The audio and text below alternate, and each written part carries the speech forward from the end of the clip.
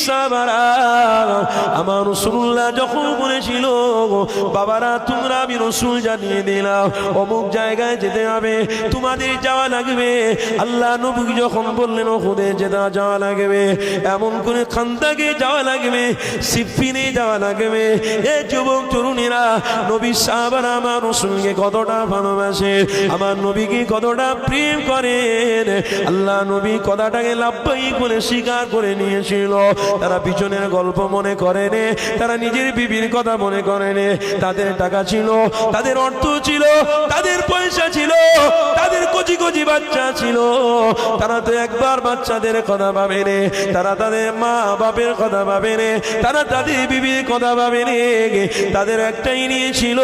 মুহাম্মদ রাসূল ডাক দিয়েছে রাসূল হলো আমার আপনার ঈমান এই যুবকেরা তরুণী